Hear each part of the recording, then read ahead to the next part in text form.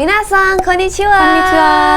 Kembali lagi di Wagomu Japanese Class bareng aku Manda dan Hikaru desu. yeay, teman-teman gak kerasa nih udah mau akhir tahun aja ya. Jadi kalian punya rencana tahun baruan kemana nih? Apakah kalian mau barbekyuan? Atau mungkin mudik ke rumah orang tua ya? Atau kumpul sama teman-teman? Yang jelas apapun rencana kalian, tetap harus perhatiin protokol kesehatan ya J-Family. Karena sekarang keadaannya masih belum kondusif ya Hikaru ya. Ini ngomong-ngomong soal tahun baru, Ya. jadi kali ini kita tuh mau ngajakin kalian buat merasakan tahun baru ala Jepang. Yeay, ke Jepang. Tapi kita bukan ngajakin kalian ke Jepang ya. Iya guys, bukan. Jadi kali ini kita mau sharing tentang gimana sih kalau orang Jepang tuh tahun baruan tradisinya ngapain aja sih, bedanya sama di Indonesia apa aja Apa kayak aja, nah iya nih, karena aku denger ya tradisi tahun baru di Jepang itu katanya agak unik dan pastinya beda dengan negara-negara lain, terutama Indonesia. Memang uniknya tuh apa sih, Karu? Uniknya tuh bedanya tuh kalau misalnya di Indonesia kan tahun baru tuh identik kayak apa ya, rame-rame Iya. gitu, kumpul sama keluarga, barbeque, bener. Terus kayak ada kembang api juga kayak gitu. Pastinya. Sedangkan kalau di Jepang tuh tahun baru lebih ke apa ya, momen yang sepi, yang sunyi, terus kayak orang tuh berdoa, kumpul bareng keluarga, banyak yang mudik kayak Jadi gitu. momennya lebih syahdu ya, lebih kayak berdoa juga. Keren ya, beda sama di sini ya. Oke, Benar. kalau gitu kita akan langsung bahas aja satu persatu. Nah, jadi biasanya memasuki bulan Desember tuh apa ya, di Jepang tuh udah mulai kota-kota tuh penuh sama dekorasi-dekorasi Natal gitu. Biasanya Natal itu dulu. pastinya bagus banget ya. Kayak ada lampu-lampu LED di pohon-pohon gitu. Wow. Biasanya disebutnya illumination atau illumination gitu. Jadi banyak hiasan Natal kayak gitu-gitu sih. Tapi kalau di Jepang tuh Natal tuh bukan dirayakan sebagai apa ya, kayak bukan perayaan agama gitu. Lebih ke ya udah momen liburan, kumpul keluarga kayak gitu, lebih ke situ. Kayak momentum aja gitu ya, Betul, Natal betul. itu ya. Iya, tapi pastinya pemandangan kotanya tuh jadi bagus banget ya karena si Bagus lampu-lampu banget, itu iya. ya. Nah, selepas perayaan Natal nih, pastinya hiasan-hiasannya juga udah mulai diganti ya. LED-nya sudah diturunkan. Diturunin. Pastinya udah ganti dengan hiasan khas tahun baru di Jepang ya. Dan aku tuh dulu juga sempat nanya-nanya sama Ica Zahra tuh. Jadi ada beberapa hiasan khas tahun baru. Salah satunya ada yang namanya kadomatsu. Tuh, kadomatsu. Kita tanya langsung sama orang Jepangnya yuk, kadomatsu itu Jadi, sebenarnya kayak kadomatsu, gimana? Nah, jadi kadomatsu itu mungkin teman-teman pernah lihat juga. Ini tuh bentuknya kayak 3 batang bambu gitu. Oke. Yang tengah paling tinggi, terus di kiri kanan tuh lebih pendek gitu. Oh, sejajar gitu tapi ya? Sejajar oke, gitu. oke. Terus ada ranting pohon pinus juga kayak gitu. Itu tuh biasanya ditaruh di luar rumah. Di luar rumah, baik. Gitu, rumah atau kantor atau pertokoan. Berarti besar ya Hikaru ya? Lumayan sih, tapi Lumayan kalau ya? ukurannya kayaknya Apa tergantung, setengah ada yang kita? besar, ada yang tinggi. Oke, aku kira itu hiasan di atas meja. Bukan ya? Bukan. Gitu ternyata. Gitu. Jadi kadomatsu ini tuh fungsinya untuk kayak menyambut Toshigami sama. Wow, apa Gitu. itu? Toshigami sama itu kayak apa ya, dewa tahun baru gitu, Dewa yang tahun baru. diyakini membawa kemakmuran buat tahun berikutnya gitu. Jadi seperti gerbangnya ya untuk masuk mungkin kayak untuk gitu ya. masuk. Baiklah, Kayak terus gitu. berikutnya aku juga sempat ngobrol-ngobrol yang paling sering juga ada menjadi hiasan tahun baru itu adalah mochi. Salah, kagami mochi. mochi. Mochi dulu deh. Bener. Kagami mochi. Nah, sebenarnya apa sih kagami mochi itu? Jadi kagami mochi itu yang bentuknya kayak mochi ditumpuk, terus Mochi ada jeruk di atasnya Wah, gitu. iya, lucu-lucu. Jadi kalau ini sih ditaruhnya di dalam rumah. Di dalam gitu. rumah, Mau di baik. ruang keluarganya kah, atau pokoknya tempat keluarga pada kumpul. Ditaruhnya di situ. Nah, fungsinya sendiri itu tuh untuk, kan tadi Toshigami samanya kita sambut nih. Masuk nih. Kayak kadomatsu masuk. Nah, udah masuk, itu nanti menetapnya tuh di Kagami Mochi ini gitu. Selama beberapa hari. Oh gitu. Tapi kalau Gitu. Hikaru sendiri serem gak sih? Misalkan kayak itu kan something kayak spiritual gitu ya. Iya sih, jadi. Kalau kamu gimana Kalau serem, perasaannya? Serem enggak sih gitu, karena kita membawa apa ya, kemakmuran gitu, kayak Oke.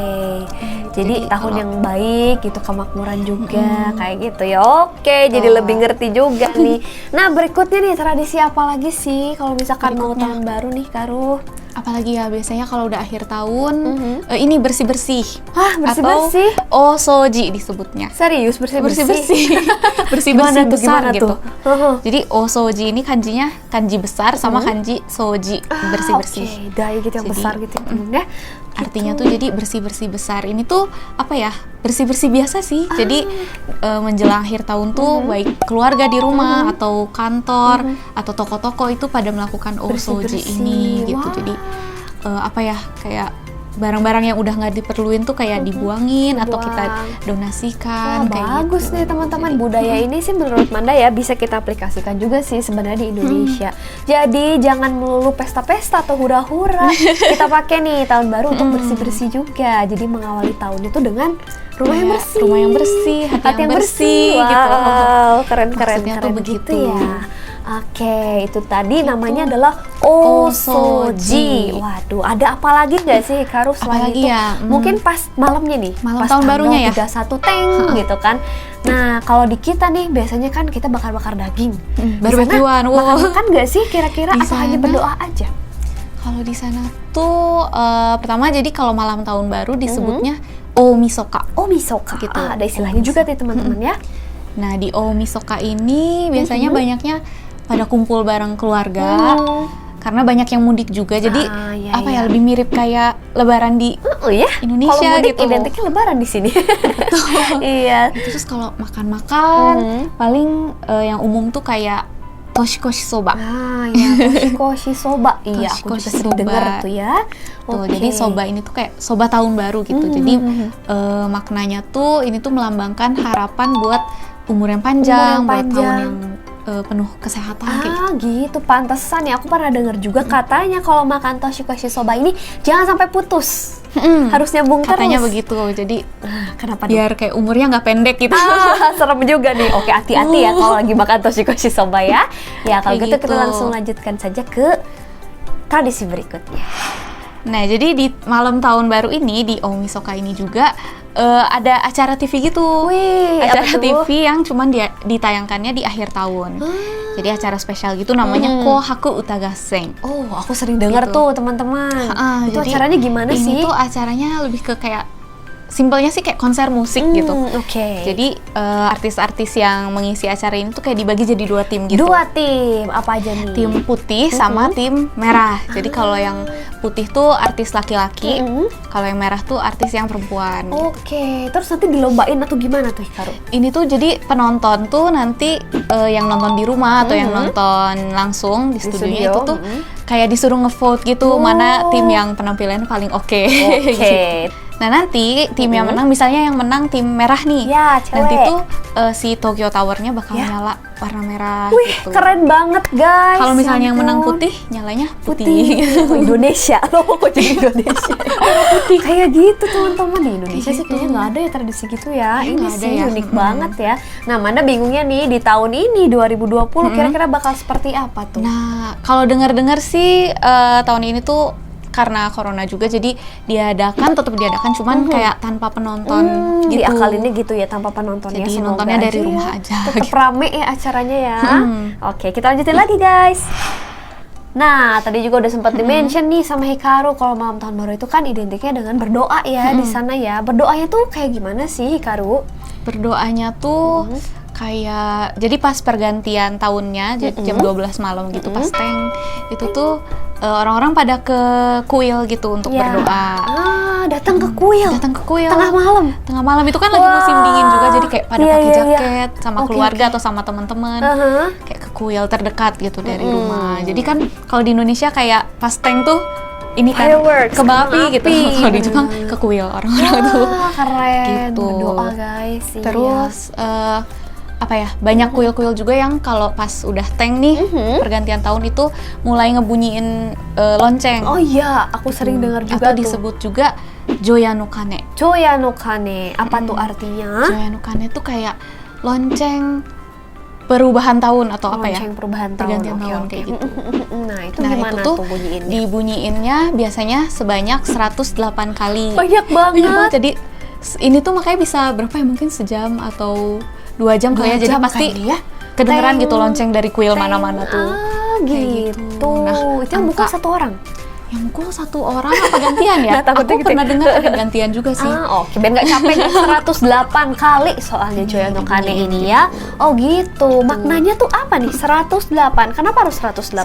108 kali itu katanya ini tuh apa ya, kayak melambangkan 108 jenis kayak penderitaan manusia gitu. Jadi dengan kita bunyiin 108 kali itu tuh kayak Dicuci mungkin kita hilang. kita kayak mencuci, membuang si 108 hal-hal negatif ini Oke, gitu, supaya 108 apa aja ya? Penasaran 108 apa aja ya? Pokoknya sakit, stres, mungkin gitu-gitu ya kali ya. Kalau aku juga gak hafal semuanya sih, tapi pernah dengar ada kayak sakit, terus oke. kayak ada kemarahan atau rasa apa ya, kayak Oh, iri, dengki, pokoknya kayak jelek-jelek gitu-gitu. gitu, itu semua dibuang ya Semua di kita buang. sini. Oh gitu, teman-teman. Berikutnya masih ada lagi nih tradisi-tradisi lainnya. Apalagi nih, Karu? apalagi ya mungkin pas tanggal satunya kali ya, tanggal 1 atau hari berikutnya Januarinya ya? gitu. Januari, sudah masuk tanggal 1 nih, pagi-paginya. Apa yang biasanya dilakukan sama orang-orang Jepang nih? Kalau udah masuk ke Januarinya, selama beberapa hari pertama itu biasanya orang-orang tuh melakukan Hatsumode namanya. Hatsumode, sering dengar juga sih, tapi suka nggak inget Hatsumode. apa tuh maksudnya. Jadi Hatsumode tuh jadi kita berkunjung ke kuil lagi, Berkunjung ke buat kuil. berdoa lagi, berdoa buat kayak 1 tahun yang baik gitu. Terus juga Hatsumode ini kita bisa beli atau ngambil ini juga kayak apa ya? Apa tuh? Ramalan Wah, gitu. iya pernah dengar juga tuh ngambil ramalan. Terus itu ada yang jeleknya juga nggak sih atau semua Ada. baik? Ada yang jeleknya juga sih, jadi Wah, itu kan kita deg-degan dong. ngambil random gitu nih, kita ambil, kita buka kertasnya, nanti di situ ditulis kayak beruntung atau misalnya sial atau apa, tidak. itu tuh ditulis di situ, Oh, beserta gitu. penjelasan kayak tentang apa ya, pekerjaan, tentang cinta, tentang ada cinta juga. kesehatan gitu. Oh gitu. Kamu sendiri pernah coba ambil nggak tuh? Aku pernah coba ngambil, tapi bukan pas tahun baru sih. Oke, Aku pernah oke. ngambil kayak gitu, terus dapet yang sial.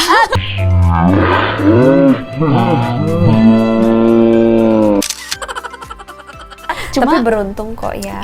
Cuman ya. kalau misalnya dapet yang sial itu, kan ini ramalannya bisa kita bawa pulang. Ya. Atau kalau misalnya kita merasa kayak, aduh ini dapet yang sial nggak mau kita simpen, itu bisa kita ikat di kuilnya gitu. Jadi kita simpen di sana aja.